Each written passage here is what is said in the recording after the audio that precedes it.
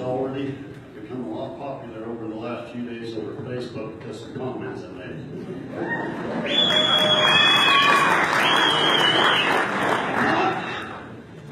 Not to blame individuals. We love our firefighters. We want them to return home safe. And we get a lot of comments made that we are not certified.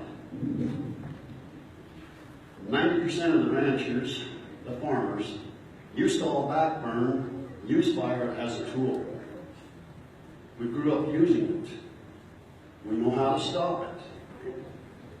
So those things that we're not certified, and it isn't our livelihood. You guys say, yeah, we know, we feel your frustrations, but that's our livelihoods.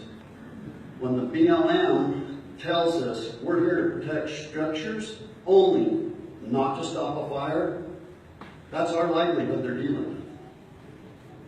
I've got a couple other complaints. That fire started Saturday night, and they say it was on no man's land, we can't touch it. And that's BS to be polite. Because I finally found out Monday what no man's land meant. No man's land meant that that landowner does not pay fire tax. But every one of us around that does. And you guys didn't stop it to protect ours, that we are paying fire tax. And it's the political issues that tie the firefighters' hands that is not right. And that's what everybody is upset about, not you as the BLM as a person. And we don't want to blame the person. But we watch you guys not being able to work or help or work with us. That is a problem. My brother and I both Sunday night brought up 10,000-gallon water tankers.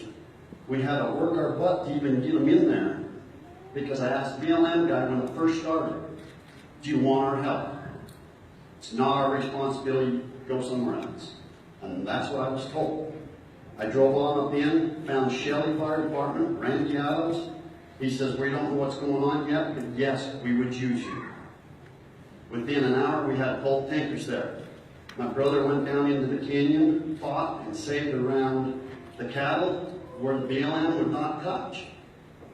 10:30 at night, 10:30, 11 o'clock, we were instructed to go home.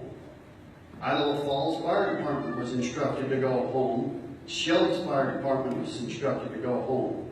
BLM told us, we can handle it. They brought up 3 cats, they unloaded them, and they sat. I sat there for over an hour, draining my tanker so I could back up the hill and turn it around, and they never moved. Before it got dark, they were talking of bringing a plane in to put it out. So they were wanting to clear the other planes out of the area. Never once. How much cheaper would it have been to put it out Sunday night when it was under control, knowing they were predicting winds Monday, Tuesday, Wednesday.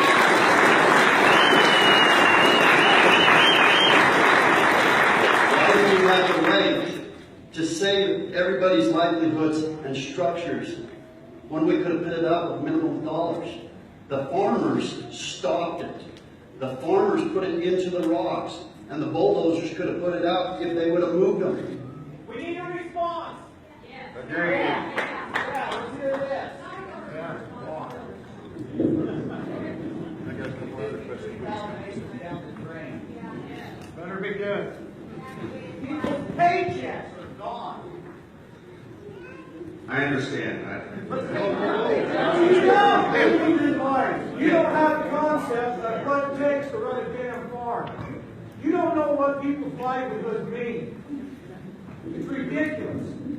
All right, let's be respectful.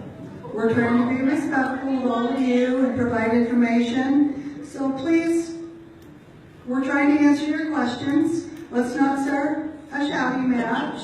That's not going to help us. To stop this shouting match, the quickest way to do so is not to say you understand, because you don't. Okay. All right, now let's be respectful, please. I will skip that last statement. We did not send anybody home that first night. I was there. We I were. sent home.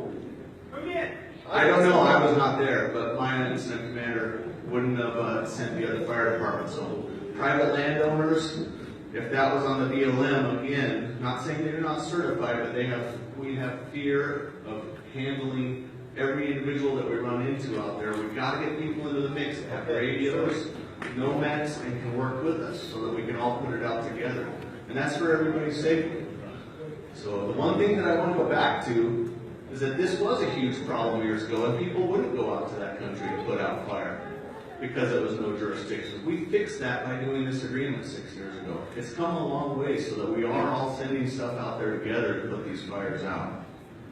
Can we get better? Yes. Are we going to do more training and a good review after this to continue to get better? Absolutely. But we've come a long ways, and we're going to continue to get better.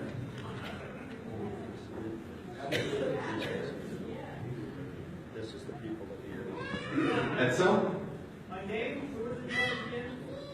I believe that first night, once we went into unified command, one of our incident commanders was out there. I'm not going to give his name. We can talk about it later. Who was in charge? Somebody said, you go home, you go home. I don't know who that was because there were several people working together that first night. One was our incident commander, two was an incident commander from Bonneville Fire Protection District, and three would have been Shelley First Fire Protection District. We all are. BLM, sheriff, Who made the the call? fire department. BLM made the call. The point is, you need to take responsibility and somebody needs to find out what happened. Exactly. Somebody said the words, you go home, you go home. Somebody said that. Who? Nobody said that. Really? Really? Oh, yeah. I'm not calling anybody a liar, I'm telling you there's some misinformation going on out there. The Idaho Falls Fire Department, you're misunderstood. The Idaho Falls didn't go home that night. Idaho Falls Fire Department did not go home that night. We kept crews out there throughout the night. The BLM didn't go home that I night. know they didn't. I watched them sit. I paid my guys to get out there to patrol the north line there off of Henry Creek Road. The Idaho Falls Fire Department was not told to go home that night by anybody. We asked Shelley if they could stay, but we were just protecting that boundary. And there was nothing left for them to do. There's a jack fence there, and we stayed to put that jack fence I out. helped put that jack in. Yes, you did, and we appreciate that. The BLM never asked us to go home. And we didn't go home. We thought we had it buttoned up that night.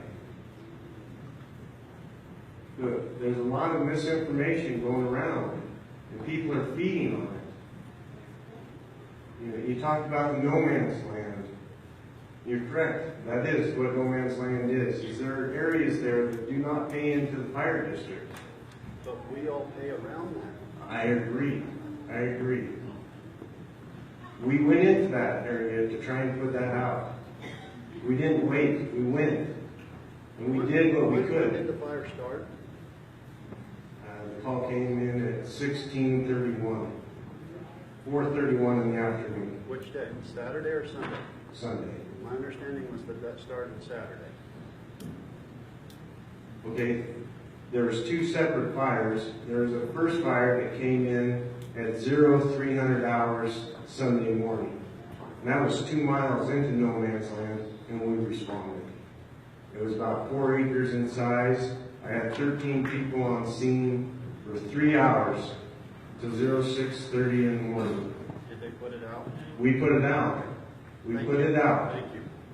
We would never engage a fire and get halfway done and say, yeah, let's go home. You know, that doesn't make sense. We take pride in what we do.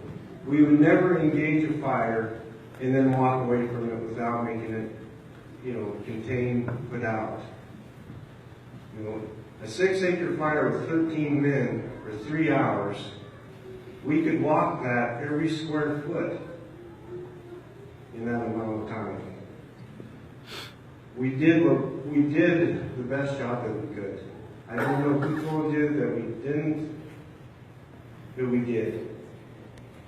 Idaho Falls and Shelley was correct. I was the one filling your trucks. We work alongside of Shelley and First Fire, so to say no training, we do this with them. They call us in to help them. Okay? Randy Adams was one, said we are going home. BLM has sent us home. He says we no longer need you guys. Is he here tonight? No. Yeah, I I can't think speak, he's out, I think he's out on fire still.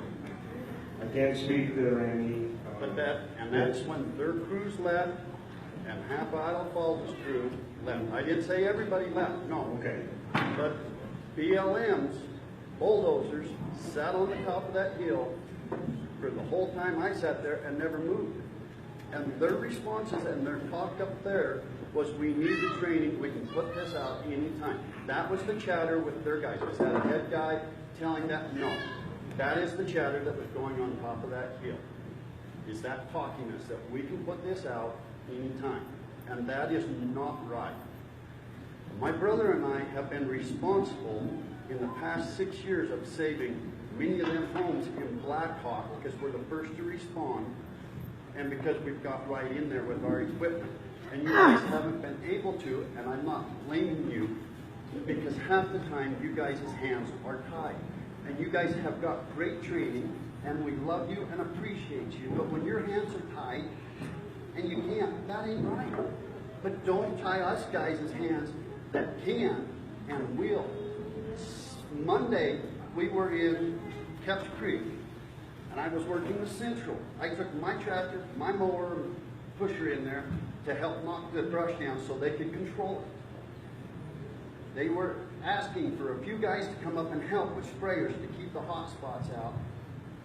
And the deputy would not let anybody up, even if they were asked by the sheriff, by the fire crews. And I talked to that guy and I says, he is asking for help. I did not get his name and I wished I did.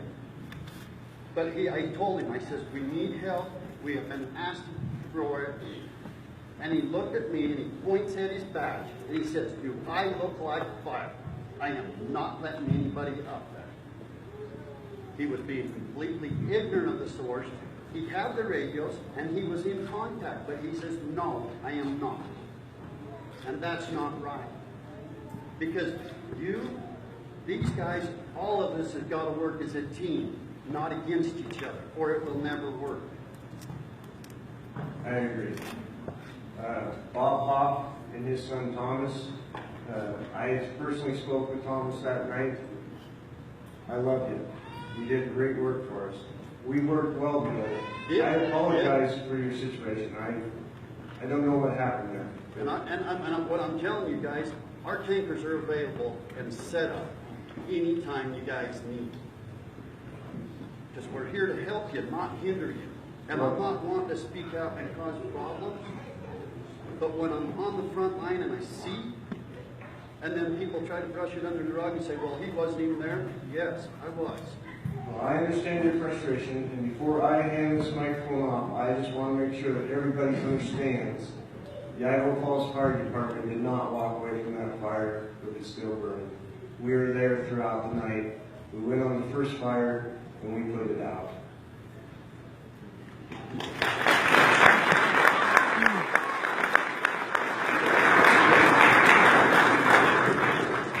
Okay, I think we have had enough for tonight. I think it's time to get these people back to work that are out there trying to suppress this fire. I need to get my incident commander and our folks back to work on the fire. So thank you all for coming.